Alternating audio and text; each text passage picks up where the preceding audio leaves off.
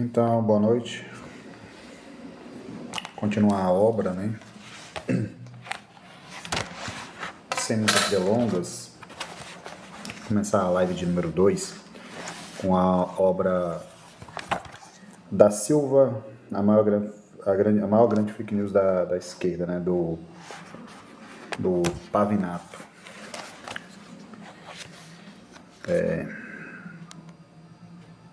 Página de número 43.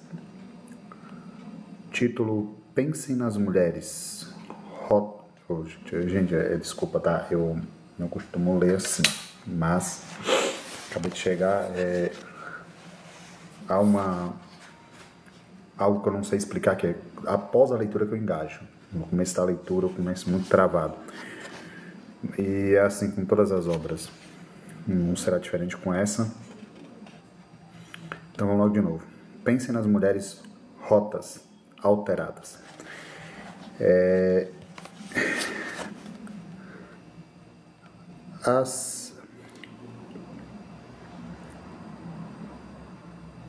A canhestrata corrida eleitoral para o cargo de presidente da República do Brasil em 2022 poderia ter sido intitulada O Orgulho e Preconceito.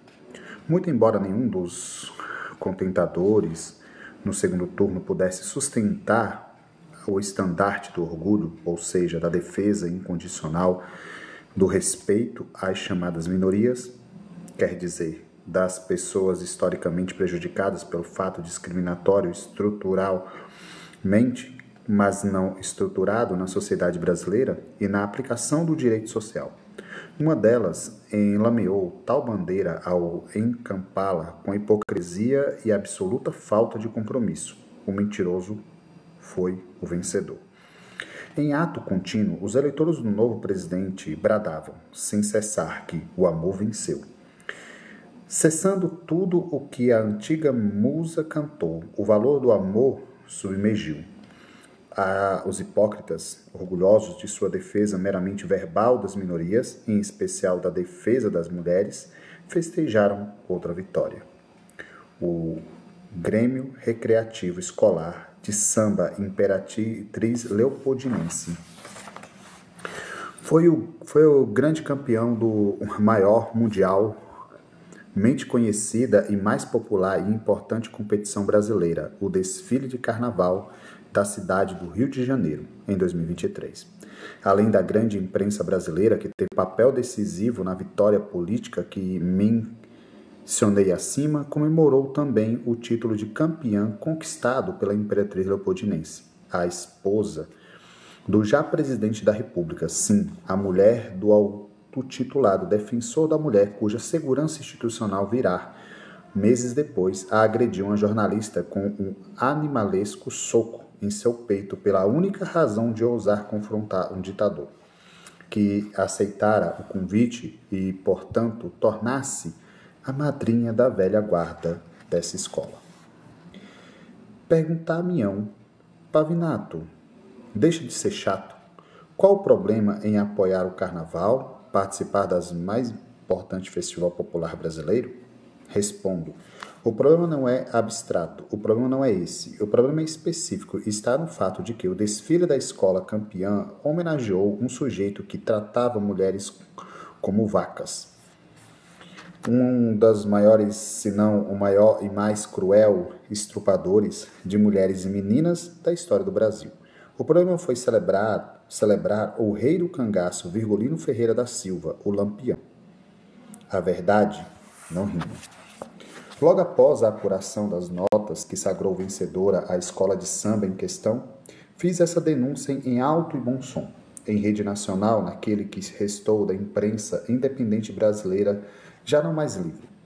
O silêncio da imprensa consociada, que serve de base ao governo folião, e também à militância colorada, que sem nenhum rubor na cara, carrega a cor vermelha apenas nos uniformes ou fantasia. Foi ensurdecedor, tão ensurdecedor que foi capaz de apagar a maioria das vítimas do cangaceiro carniceiro, bem como a voz de todas as vítimas reais de crimes sexuais, como estupro, que hoje, em sua maioria, não são contra crianças. Se antes o samba ficava com a pureza da resposta das crianças, parece que agora tomou partido daqueles que lhes roubam a pureza. Foi apenas em abril, ou seja, 1 mês e meio depois da minha crítica, que alguns militantes da esquerda brasileira pareceram ter encontrado alguma justificativa para injustificável e, assim, passaram a acusar o meu comentário nas redes sociais como ato de disseminação de desinformação. Andam dizendo que o tema campeão da Sapucaí não foi uma homenagem ao rei do cangaço, mas, sentem-se e pasmem, querido leitor, uma crítica a ele. Sustentam que o enredo que quis celebrar a literatura de cordel, uma literatura popular cujo estilo remonta às trovas da Idade Média entre o século XII e século XIV, transfigurado no cordel português, que incorporou a musicalidade de midyats islâmicos e que chegou ao Brasil já com as primeiras caravelas no século XVI, e que aqui formou-se ao longo de 3 séculos de tradição oral em feiras livres, de maneira que as primeiras edições impressas apareceram somente no ano de 1893, com os textos de Leandro Gomes de Barro, Silvino Pirauí da Lima e Francisco Chagas Batista. Nesse sentido, para essa suposta celebração, o tema escolhido pela agremiação carnavalesca, qual seja, o aperreio do cabra que o excomungado tratou com marquerência e santíssimo, não deu guarida. Adaptou um dos cordéis mais famosos sobre Virgulino, A Chegada de Lampião no Inferno, do poeta José Pacheco. Logo, argumentam os militantes do confete, com mentiras mais curtas do que a extensão de uma serpentina, que a imperatriz leopoldinense não homenageou a vida bandida de Lampião, e sim contou um pouco de sua vida e trouxe para a avenida uma história fantástica sobre a morte e além-vida de Lampião, o cabra. Em especial, o episódio do seu apuro, o aperreio, quando expulsou do inferno pelo próprio diabo, o excomungado, e o ato contínuo não recebido no céu por Deus o Santíssimo. O argumento bobo, infantil mesmo, oligofrênico talvez, da esquerda brasileira não se sustenta por qualquer ângulo que se analise. Muito embora... Perdão.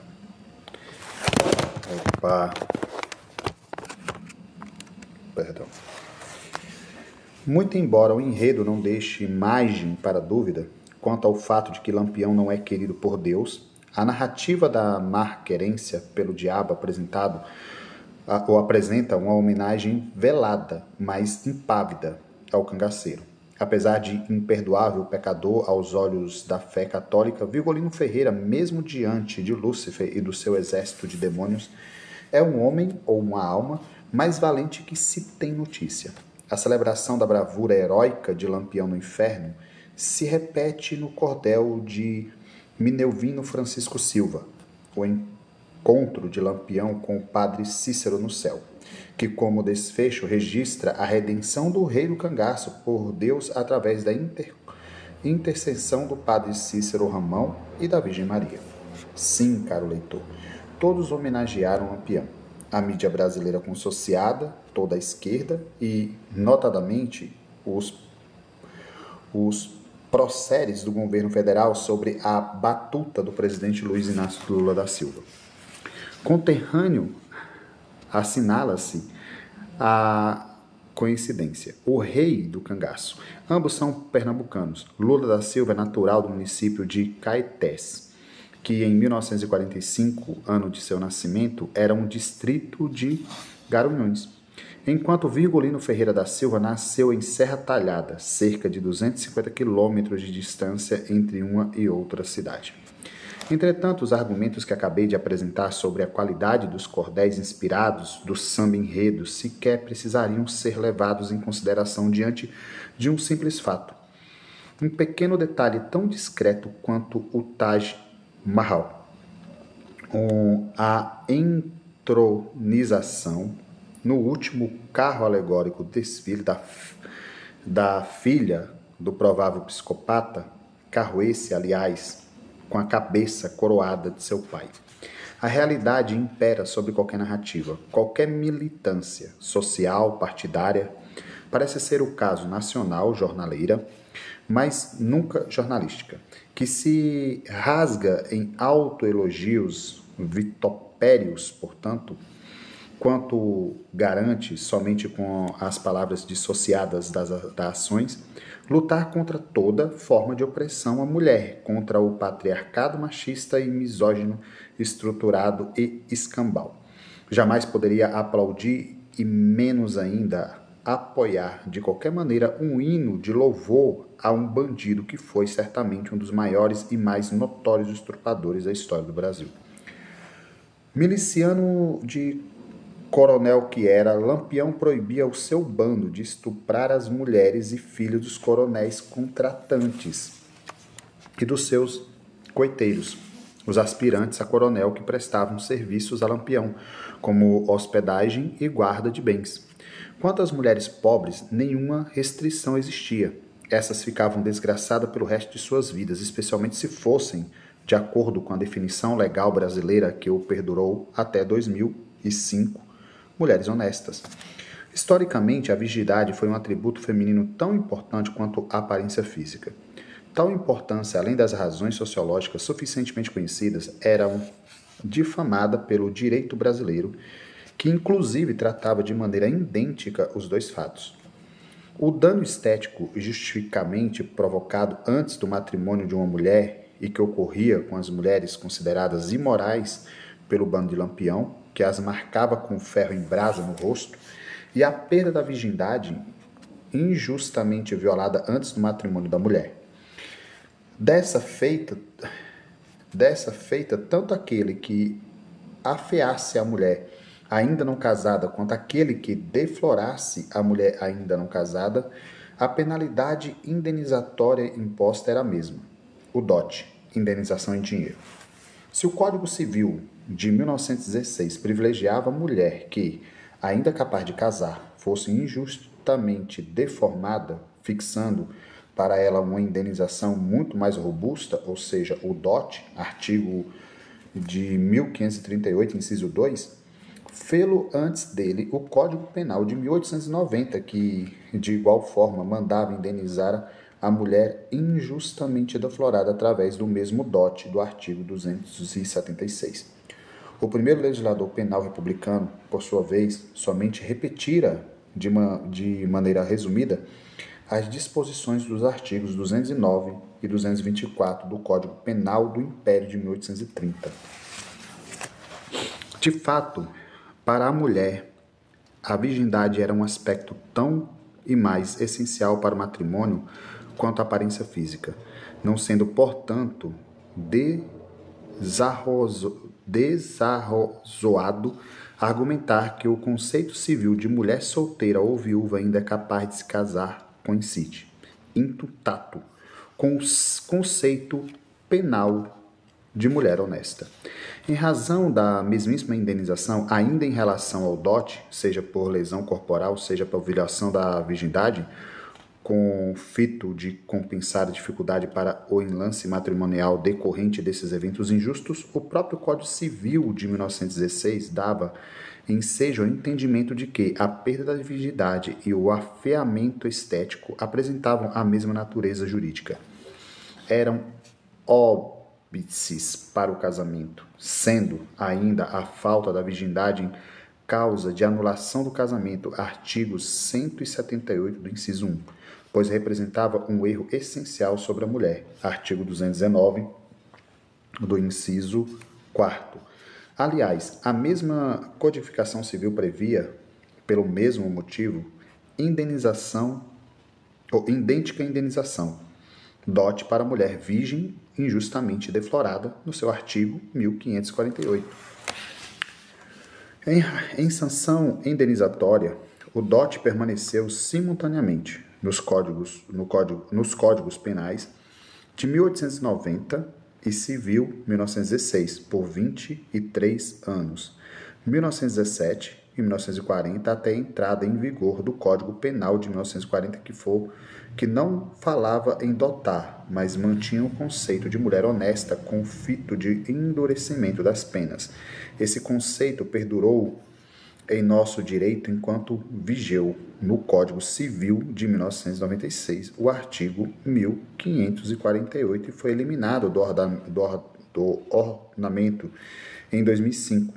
Jocosamente se diz que a Lei 11.106 acabou com a mulher honesta no Brasil. A preocupação jurídica com a perda do valor de mercado da mulher mediante a violação física feminina e a perda da virgindade é, na sua essência, uma lesão irreversível ao corpo da mulher, que quer dizer que é um dano imaterial por alterar a qualidade do corpo feminino e sua respectiva indenização em forma de dote, objetivando seja satisfeita essa mulher de sua virgindade para a satisfação de seu casamento. Tem a origem no livro 5 das Ordenações Filipinas, de 1603, que no seu título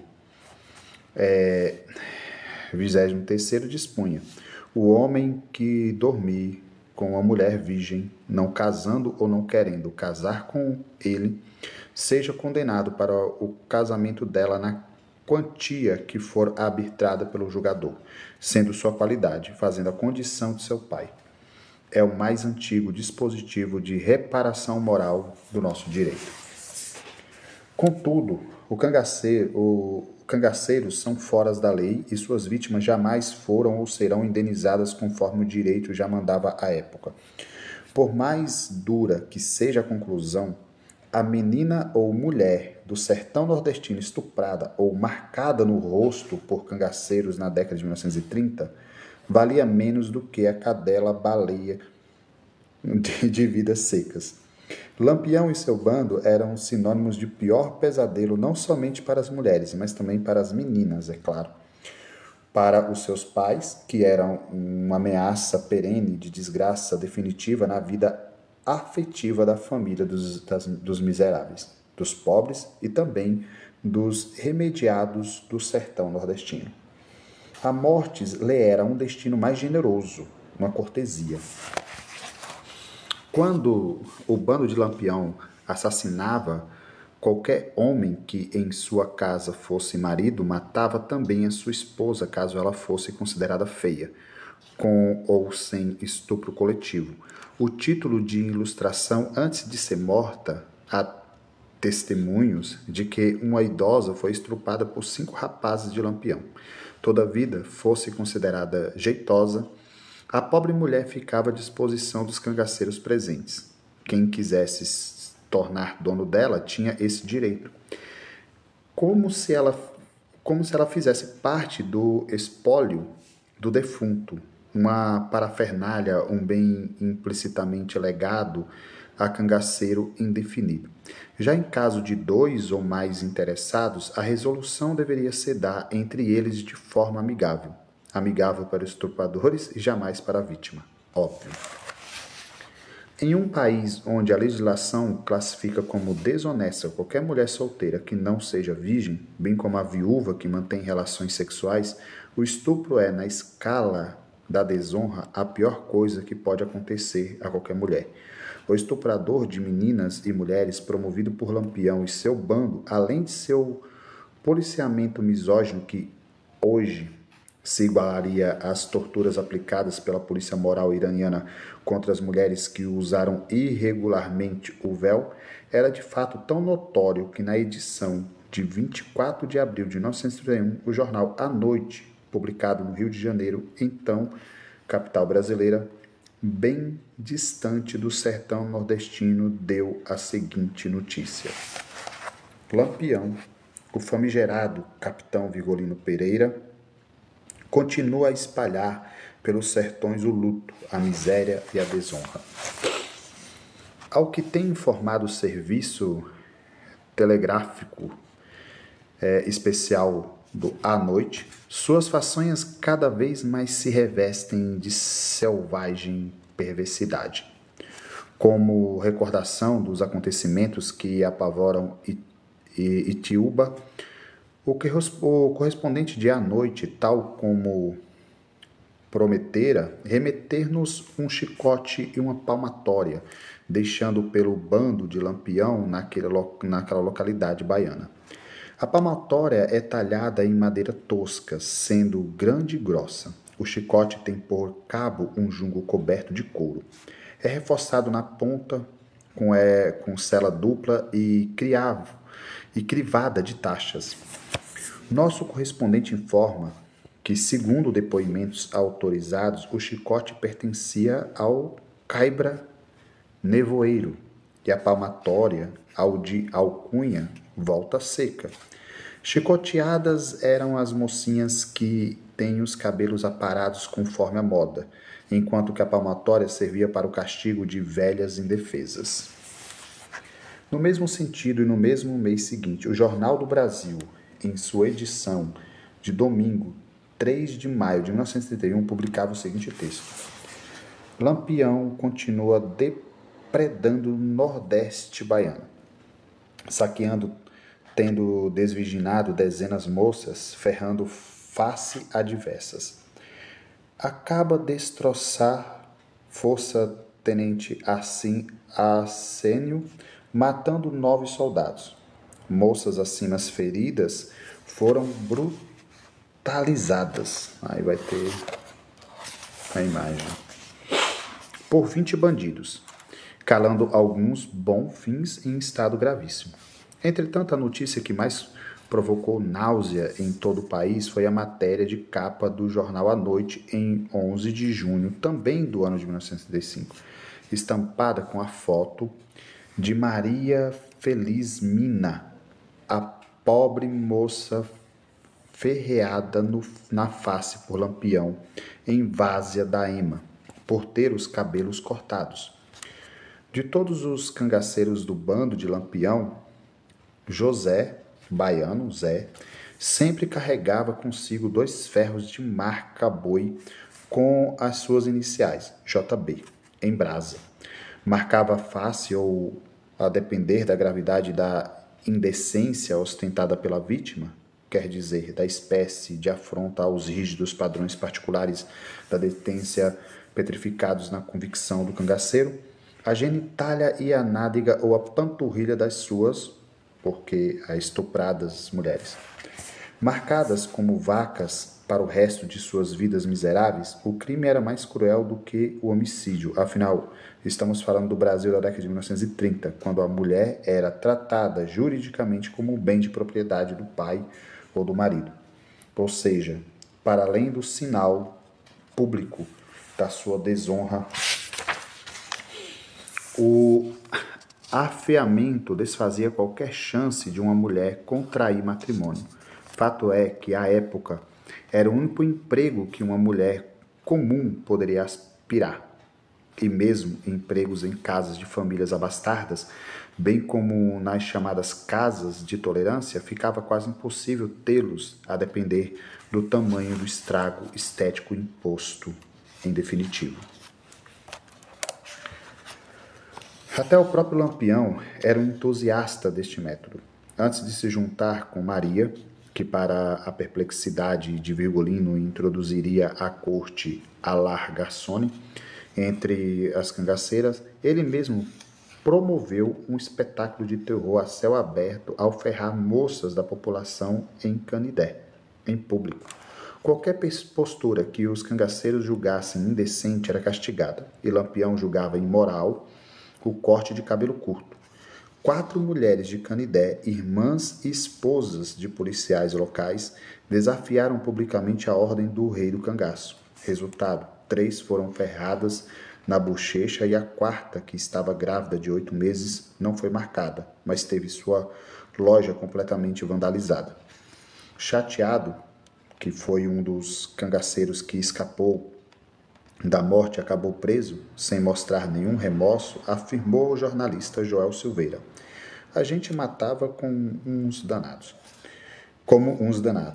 Outro cangaceiro que acabou preso com seu comparsa chateado, Ângelo Roque, relata que entre o fim de 1929 e o começo de 1930, na cidade baiana de Mirandela, Lampião violentou uma mulher em razão do seu incidente de casamento com um homem de 80 anos. A esposa foi estuprada por ele e sequencialmente pelos homens de seu bando, Ângelo Roque inclusive. O marido idoso, por sua vez, foi violentamente espancado. Ainda sobre esse episódio, o cabra Labareda, outro cangaceiro presente, justificava o fato do estupro coletivo na frente do marido para que ele deixasse de ser sem vergonha. Sobre o chefe Lampião, Labareda afirma que ele sentia mais prazer quanto mais a vítima chorasse. Esse sadismo e outros semelhantes, tão ou mais cruel, são assinaturas tanto dos estupros, que chamavam de brincadeiras desejadas pelas mulheres, promovidos por Lampião e seu bando de cangaceiros de forma isolada ou conjunta. Gesta é a expressão cangaceira para o estupro coletivo, que era bastante usual, quanto dos outros incontáveis crimes que praticavam. Vinganças envolvendo castigos com componentes sexuais, por exemplo, eram bastante comuns. Em muitas ocasiões, Lampião ordenou às suas vítimas, homens e mulheres de qualquer idade, que dançassem nus diante de todos que pudessem servir de plateia. Em Porto Folha, Lampião invadiu um casamento, estuprou a noiva fazendo-a sangrar, e antes de oferecer a vítima a todos os cangaceiros que estavam com ele, mandou que a avó da moça limpasse o sangue que sujava os seus pênis. Em outra ocasião, durante a gesta, o estupro coletivo que se iniciava com Lampião, o chefe que tinha a honra de possuir a mulher antes que seus capangas fizessem sujeira, a vítima sofreu uma hemorragia. E para não frustrar a festa, Lampião encheu de terra a vagina da moça e socou com um punhal para estancar o sangue que corria. Se morresse nesse processo, é certo que aconteceria, e ela mesmo que se suicidou com muitas outras vítimas, os bandidos se satisfariam dentro do corpo que já... meu Deus, desculpa.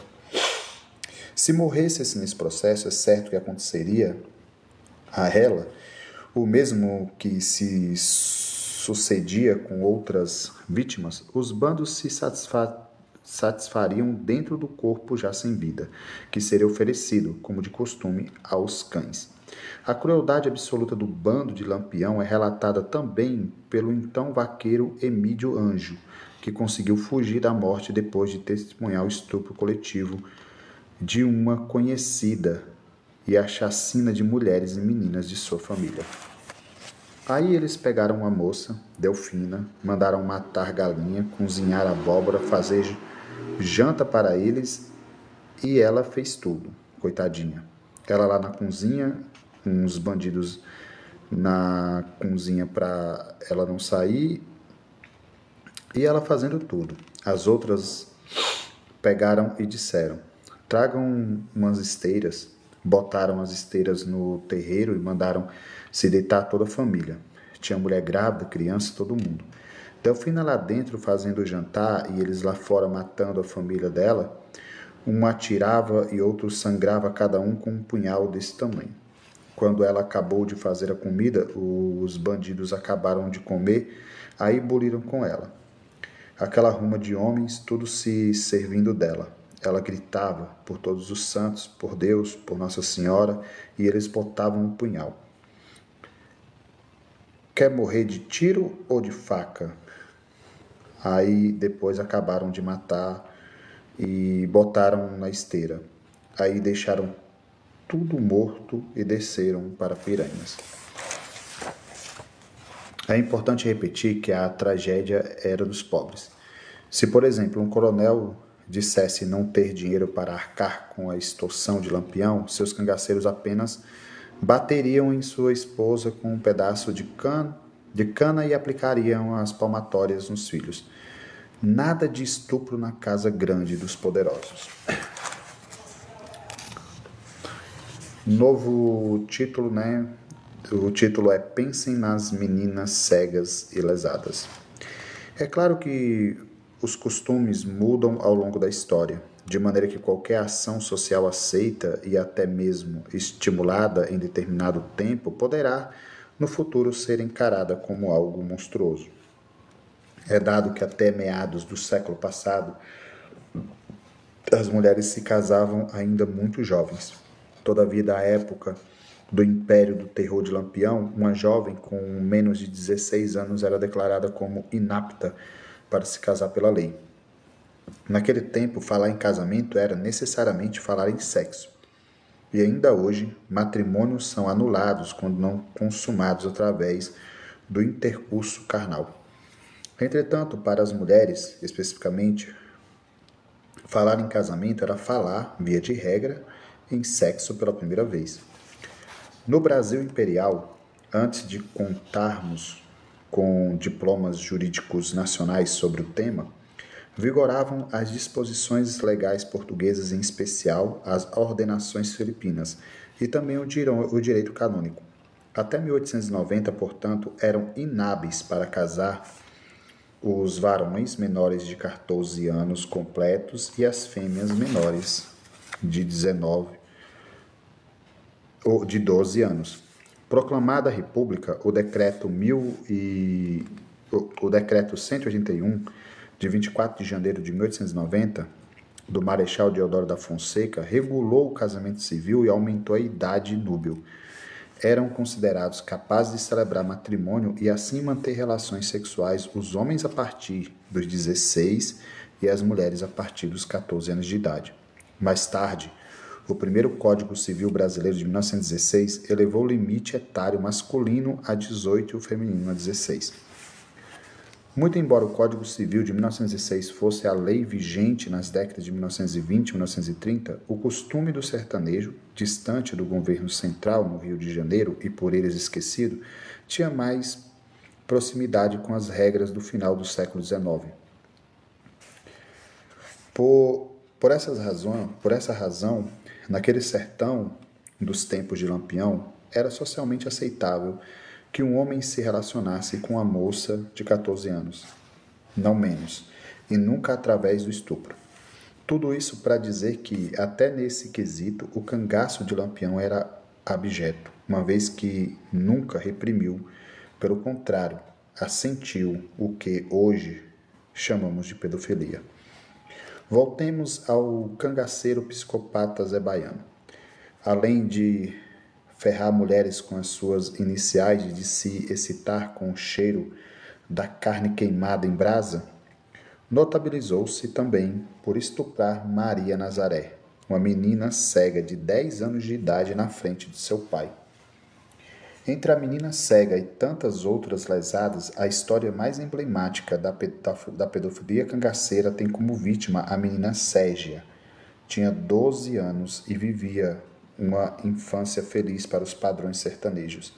Era rodeada de bonecas e bem criadas pelo velho agricultor, seu Vicente, e pela dona Maria Santana. Vicente, pressionado por forças policiais, relatou o paradeiro de um dos cangaceiros do bando de Lampião, Cristino Gomes da Silva Cleto, vulgo Carisco, o Diabo Loiro, o número 2 na cadeia de comando que ficava abaixo apenas do próprio Virgolino. Como vingança, Carisma, então, com 20 anos de idade, mandou 2 cangaceiros raptarem a menina Ségia, que gritava e resistia aos capangas. Amarrada na garupa de um burro, foi levada pela mata e na roça da Baía Grande, o próprio Diabo Loiro a jogou no chão. Depois de imobilizar a criança, arrancou seu vestidinho, abriu as suas pernas impuberes e, feito um animal selvagem, rasgou a vagina de Ségia, penetrando com ritmo e força até que ejaculasse. Concomitante ao orgasmo do cangaceiro foi a constatação do estado de choque e que quase morte da garota banhada em seu próprio sangue vindo de sua genitália em carne viva. Carisco levou a criança para a casa da tia e pediu que curasse a garota ensanguentada, febril e delirante, prometendo que voltaria assim que ela estivesse recomposta. Depois da hemorragia e para além dos delírios febris, Dona Vitalina ainda teve de tratar a menina em razão de uma severa infecção gonorreica que fazia escorrer de sua vagina violenta um viscor líquido.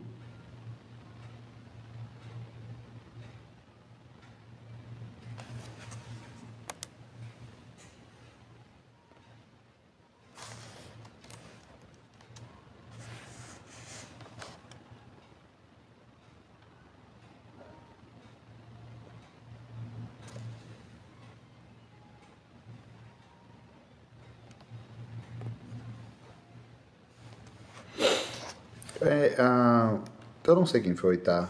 A pessoa denunciou a live, mas a pessoa não tá entendendo. Isso é uma obra. Desculpa, mas assim, história. Não é uma live de apologia ou algo do tipo. É pelo contrário, é uma live de literatura. Então é ips literis o que está escrito. A pessoa deveria, no mínimo, ter a consciência de que a literatura não quer saber se você concorda ou não com o conteúdo. A literatura é algo livre, é algo vivo. Então, ou seja, aqui é simplesmente um relato do que os cangaceiros faziam com as mulheres, com as crianças, com os jovens e até adultos e velhos, idosos à época. Se a pessoa não tem sequer o senso crítico de escutar a leitura da obra ou procurar a própria obra para ler e tirar suas próprias conclusões, tá? Depois você pode verificar as fontes, que é o que eu faço quando uma obra me chama a atenção. Aqui ele está citando diversos personagens reais que esteve ali por volta de 1930, 1929, foi onde aconteceu esses relatos. Tá? Então, ou seja, ele está aqui trazendo testemunho. Esses testemunhos não têm inquéritos. Inquéritos são o quê? São fontes primárias. Logo, a pessoa busca a fonte primária para saber se aquilo realmente existiu ou se é invenção do autor. Então, assim, já é live, já não é vídeo, porque se fosse um vídeo, o algoritmo ia entender errado. O que acontece no Brasil é que, assim, hoje a tirania é tão grande que a pessoa censura a obra. Porque a pessoa que denuncia, porque apareceu assim que a pessoa se sentiu incomodada, né? Sentiu-se incomodada com o conteúdo. O conteúdo é impróprio. Então, um livro para você é impróprio, a literatura para você é imprópria, a história para você é imprópria. O conteúdo é para quem quer, para quem gosta. Se você não gosta, passe a live e vai embora. Pronto, acabou. Se você não quer, não se sente à vontade em escutar os relatos que aconteceu à época pelos cangaceiros, é só você passar a live. Simples, você passa e vai embora. Entendeu? Agora você ficar denunciando a leitura de uma obra é autoritário e burro, porque a pessoa que não respeita a literatura, ela é burra. Eu não encontro outra palavra, eu não encontro outro termo. Ela quer se manter na ignorância por toda a vida. Você pode até questionar a obra, mas primeiramente você tem que ler, né? Tem obras que trazem fonte inexistente? Tem. Décio Freitas está no minha tese TCC, por exemplo. As fontes que ele cita sobre as cartas do padre Antônio Melo não existem. E já foi comprovado que não existem. Os inquéritos policiais de um livro dele chamado O Maior Crime da História. Conselho que leia também. Também não existe. Mas essa daqui não tem como eu afirmar, porque eu primeiro estou lendo a obra, porque eu vou atrás das fontes. Tá? Então, continuando. Depois da hemorragia e para além dos delírios febris, Dona Vitalina ainda teve de tratar a menina em razão de uma severa infecção gonorreica e fazer escorrer de sua vagina violenta em viscoso líquido esverdeado. Esse foi o primeiro encontro de Ségia, que a partir daquele dia passou a ser conhecida como Dadá, com aquele que seria o seu marido, Carisco, que a levaria para o bando de Lampião, no qual ela se tornaria a única mulher do grupo efetivamente pegar em armas e combater ao lado dos homens. Então acabou o título, né? O capítulo.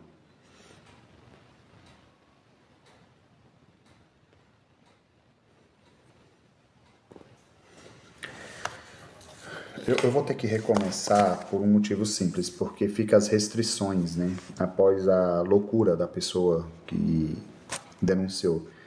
Então a live parece que ela não fica sendo divulgada. E isso é ruim, infelizmente, né? Porque a ideia é trazer as pessoas para mais próximo da literatura. A ideia é promover a literatura para que as pessoas possam aprender mais. A ideia é eu aprender junto com vocês, lermos junto, né? Mas aí sem o algoritmo empurrar, infelizmente faz com que as pessoas não consigam ter acesso. Possa ser uma, duas ou três pessoas que gostariam de ter acesso a essa leitura, né? Pode ser 10, pode ser 1000, mas para chegar a 1000, passar de 1 a chegar a 1000, precisamos da ajuda do algoritmo da plataforma. Então, é isso, eu volto daqui a pouco.